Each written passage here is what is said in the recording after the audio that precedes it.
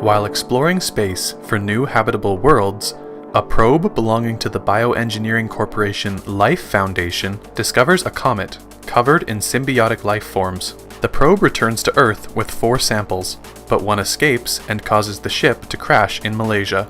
The Life Foundation recovers the other 3 and transports them to their research facility in San Francisco, where they discover that the symbiotes cannot survive without oxygen-breathing hosts, which often fatally reject the symbiosis. Investigative journalist Eddie Brock reads about these human trials in a classified document in the possession of his fiancée, Anne Weighing, an attorney preparing a lawsuit defense for the Life Foundation.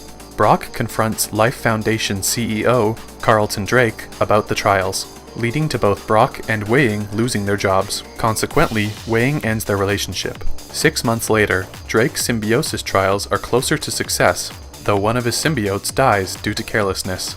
Brock is approached by Dora Skirth, one of Drake's scientists who disagrees with his methods and wants to expose him. She helps Brock break into the research facility to search for evidence, and he learns that an acquaintance of his, a homeless woman named Maria, is one of the test subjects. Brock attempts to rescue Maria, but the symbiote possessing her transfers to his body without him realizing, leaving her dead. Brock escapes and soon begins displaying strange symptoms. He reaches out to Weighing for help, and her new boyfriend, Dr. Dan Lewis, discovers the symbiote on examining Brock. Drake exposes Skirth to the remaining captive symbiote, killing both. This leaves the symbiote inside Brock as the only known surviving specimen. Drake sends mercenaries to retrieve the symbiote from Brock, but it manifests around his body as a monstrous creature that fights off the attackers. It later introduces itself to Brock as Venom, and explains that the comet is searching for planets where the symbiotes can possess and devour the inhabitants. Venom offers to spare Brock if he helps the symbiotes achieve their goal, and Brock comes to enjoy the superhuman attributes that the symbiote comes with. Brock breaks into his old workplace to turn in evidence of Drake's crimes, but is surrounded by SWAT officers and is forced to transform to escape.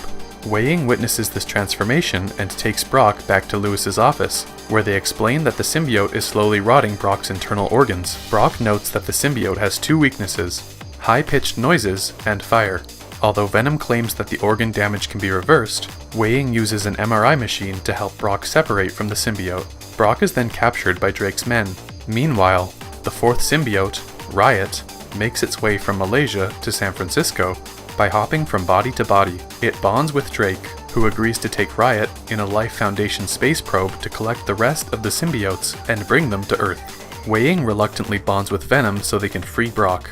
When Brock and Venom are bonded again, the latter states that he has been convinced to help protect the Earth from his kind through his interactions with Brock, and the pair attempt to stop Riot and Drake with Weighing's help. Venom damages the probe as it takes off, causing it to explode and kill both Riot and Drake. After the incident, Brock returns to journalism, while Weighing believes Brock is no longer bonded to Venom after this, and that Venom has also died in the explosion. However, Venom and Brock remain secretly bonded, and set out to protect San Francisco by killing criminals. In a mid-credit scene, Brock is invited to interview incarcerated serial killer Cletus Cassidy, who promises carnage when he escapes.